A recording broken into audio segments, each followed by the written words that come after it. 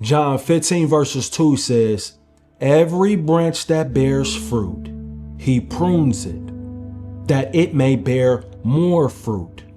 What does that mean? That means even the parts of you that are doing good, even the things that look healthy, even the relationships that look right, you know what I'm saying? God will still cut if it's not meant for your next level.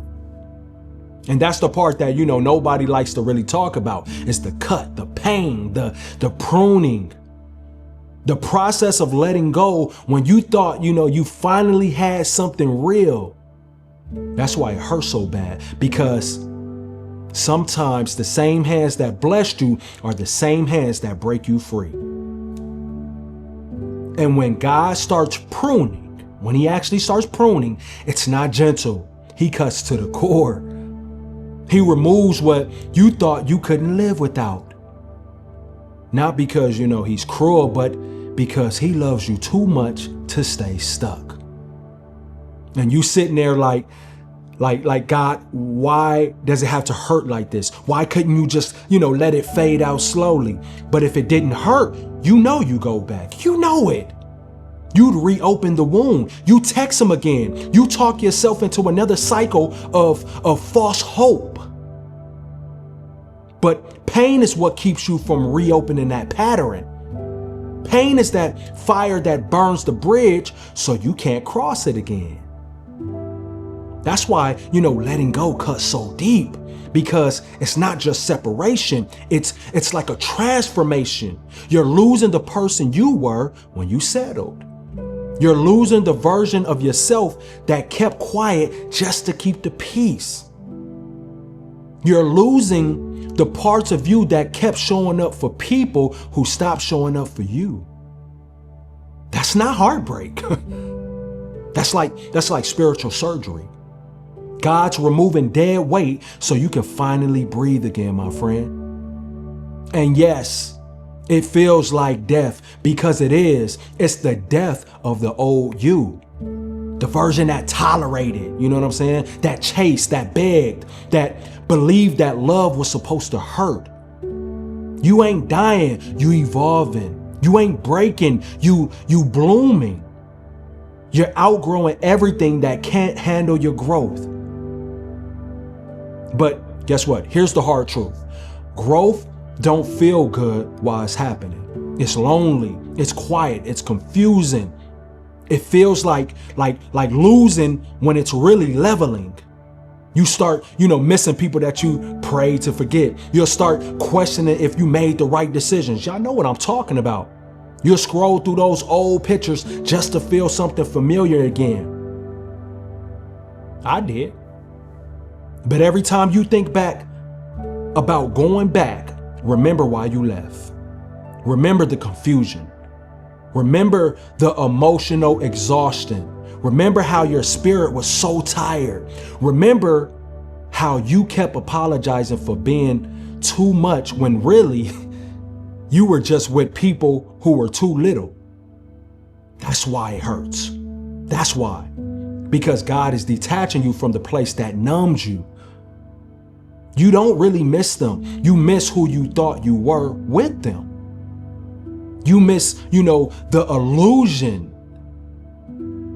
But that version don't exist. And I know that you're trying to make peace with the pain, but peace don't always start peaceful. Sometimes it starts with breaking, with crying, with screaming, with praying through, your teeth, saying, God, help me let this go before it kills me. And he will. But he's not going to do it gently. I promise you that. He'll take the thing. He'll take the person, the situation, and he'll shatter it so bad that you can't piece it back together. Because if he lets you fix it, you never have that freedom. Sometimes God lets it fall apart so you'll stop pretending it's still whole. That's love. That's real love. That's protection. But it don't feel like it when you're in it. I know this. You sitting there thinking, he forgot about you when really he's working behind the pain. That's what he's doing. He's stretching your heart so you can hold something way bigger. He's strengthening your discernment so next time you won't make, you won't mistake attachment for love. You'll be trained. This pain is just training. That's all it is. It's building discipline. It's building the backbone. It's teaching you how to choose peace even when your emotions scream for chaos. So what do you do now? What do you do with this pain that you're in? You stop running from it. You sit with it. You let it talk. You let it tell you what needs healing. You stop asking, why me? And you start asking, what is this showing me? You take that heartbreak and you flip it into hustle. You take that rejection and you turn it into redirection. You pour into your prayer, into your purpose, into progress. You use the pain to build the version of you that doesn't chase, that doesn't beg, that doesn't settle. You go back to that gym, not to prove a point, but to rebuild your confidence. You know what I'm saying? You wake up early. You take walks.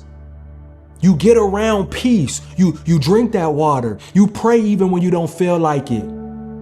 You talk to God like he's your therapist, because he is. He's the ultimate therapist.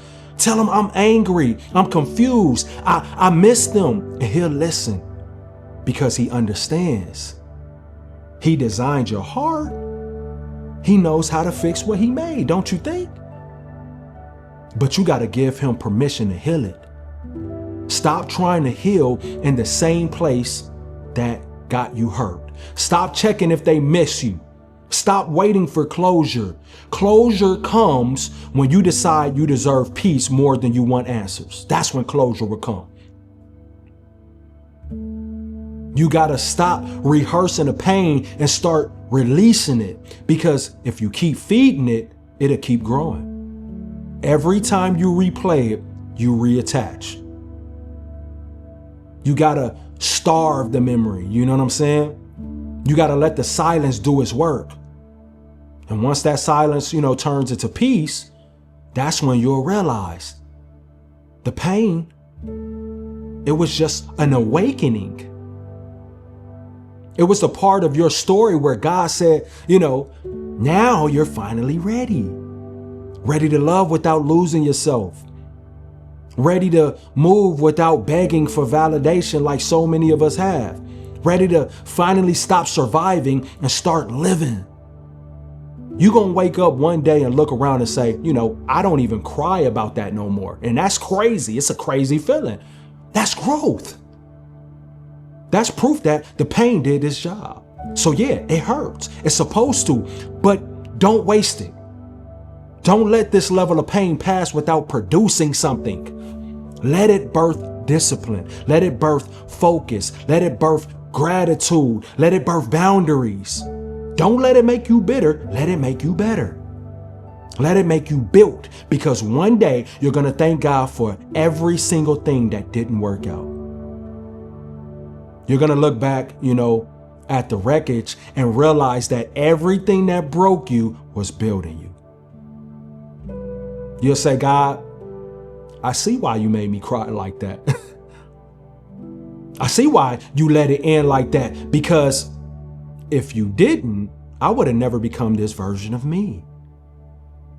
So if you're in that place right now, where you're hurting, where you feel lost, like in everything, I need you to breathe. I need you to feel it. Don't fold. This pain is not your enemy. It's your evolution. And you might not see it right now, but you will. So let it hurt. Let it change you. Let it strip you. Because what's next is that peace, that real love, that clarity. It's going to make every tear make sense. And if you are having a hard time with letting go of the past, letting go of that ex, letting go of those bad habits or anything like that, and you looking back like Lot's wife, and you don't want to turn to salt, you know what I'm saying? Not literally, but, well, she literally did, but check out that ebook, Letting Go When God Says So. It's a step-by-step guide on how to release with grace. I released with grace, so can you. I love y'all. Guess what? I'm going 2 days strong with no coffee. I'm itching right now. Itching like a crackhead. I might just give in. No, I'm not. I see y'all when I see y'all. Peace.